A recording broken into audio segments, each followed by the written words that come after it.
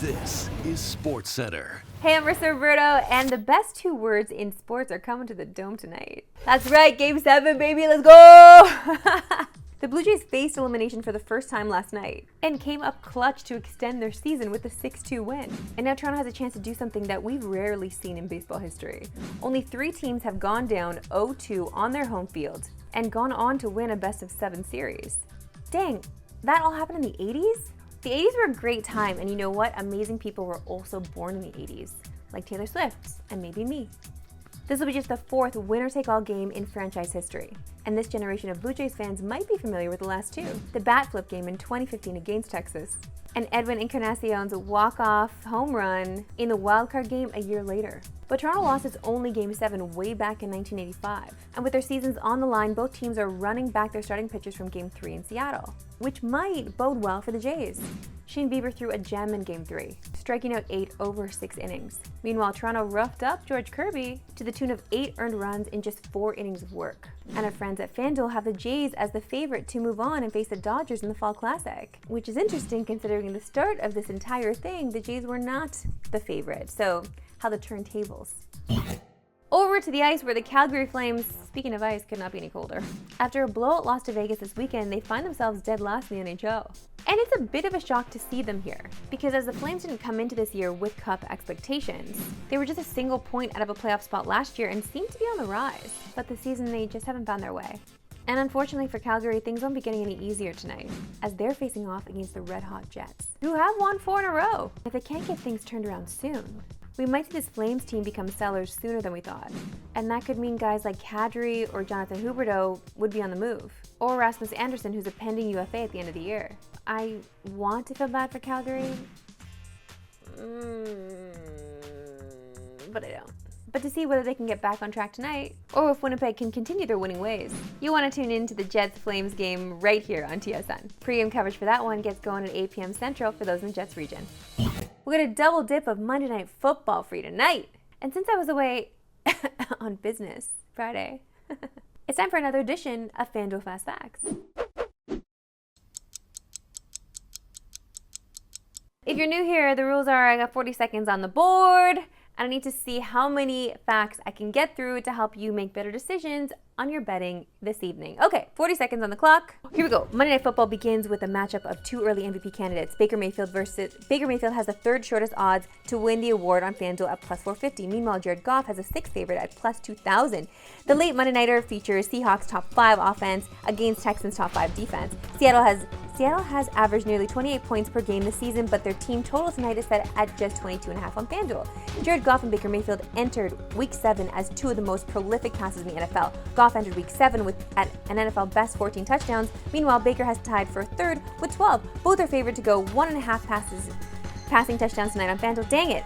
Seattle's Jackson Smith and Jigba entered Week 8. Okay, you know what? Ugh.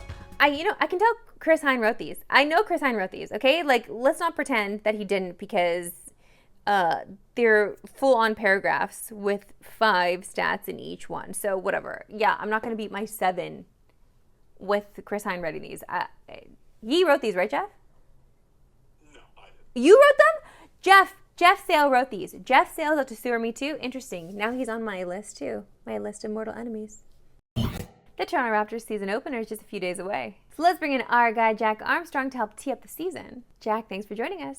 Marissa, happy to be here. Jack, the Raps are coming off a tough 2024-25 season, but they just won 4-2 in the preseason. What did you see in those 6 games that gives you optimism for the rest of the season? Better talent level, no doubt. You had Brandon Ingram. They're healthy.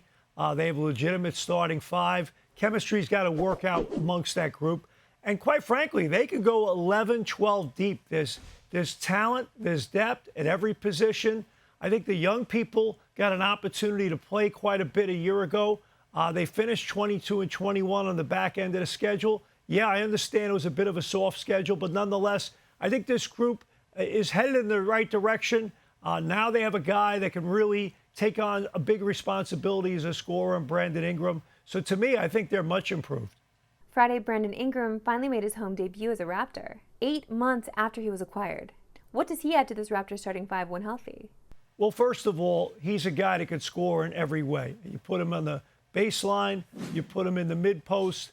You put him out on the perimeter as a face-up guy shooting threes. He's a good passer. He has an understanding of how to play. He's a smart, accomplished offensive player. So I think he adds a lot to their team. And the thing I'm impressed with him, not only what he can do when he has the ball, when he doesn't have the ball, he's a good cutter, can relocate, space out.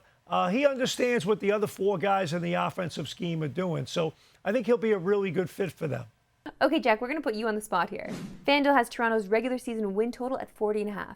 Are you taking the over or the under, and why? I'm going over. I think that this team basically will win a lot of games this year because they have more talent in their starting lineup. So they're going to be able to go toe-to-toe, nose-to-nose with a lot of good units. More importantly, when they go to their second unit, they have a lot more options than they've had in the past.